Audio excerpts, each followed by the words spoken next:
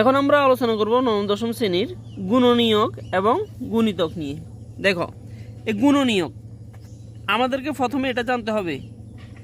গুণনীয়ক গুণনীয়ক মানে কি? গুণনীয়ক মানে হচ্ছে ভাগ, আর গুণিতক মানে কি? গুণিতক মানে নামতা। গুণিতক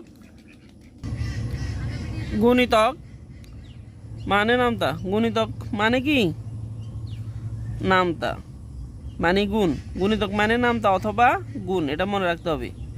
গুণনীয়ক মানে ভাগ, আর গুণিতক মানে নামতা অথবা গুণ, এটা আমাদের মনে রাখতে হবে। এখন দেখো, এখানে বলছে 4 এর গুণনীয়ক সেট কোনটি?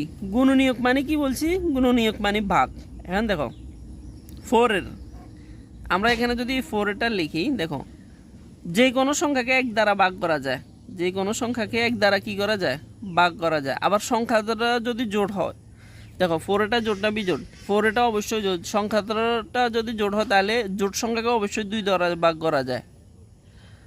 আবার যে কোনো সংখ্যাকে ওই সংখ্যা দ্বারা ভাগ করা যায়। ওই সংখ্যা বলতে কোন সংখ্যা বোঝায়? অর্থাৎ প্রশ্নে যে সংখ্যাটা থাকে 4, এই 4 সংখ্যা দ্বারা ভাগ করা যায়। তাহলে আনসার হচ্ছে আমাদের 1 2 4। দেখো 1 2 4 কোন জায়গায় আছে? এই 1 2 4। তাহলে আমাদের আনসার হচ্ছে খ।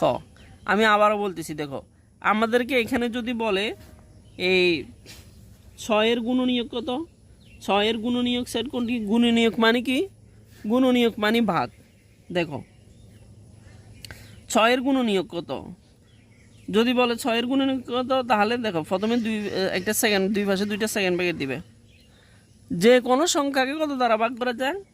1 দ্বারা ভাগ করা যায়। ঠিক আছে, 6কে যে কোনো সংখ্যাকে 1 দ্বারা ভাগ করা যায়। আবার যে কোনো সংখ্যাকে ওই সংখ্যা দ্বারা ভাগ করা যায়। ওই সংখ্যা বলতে কি অন্য সংখ্যা বোঝায়? প্রশ্নে যে সংখ্যাটা দেওয়া থাকে, প্রশ্নে কত আছে? 6, ওই সংখ্যা দ্বারা ভাগ করা যায়।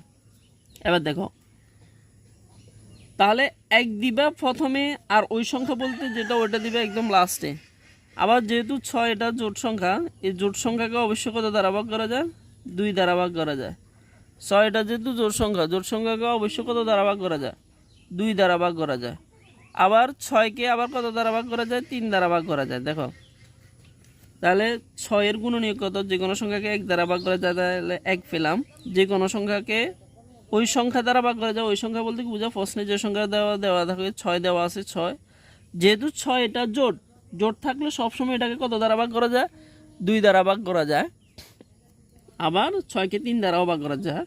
6কে কত দ্বারা ভাগ করা যায়? 3 দ্বারা ভাগ করা যায়। তাহলে 6 এর গুণনীয়ক সেট কত? 1 2 3 6। কেমন? এবার দেখো এখানে আমাদেরকে, এবার যদি আমাদেরকে বলতো 6 এর গুণ, 6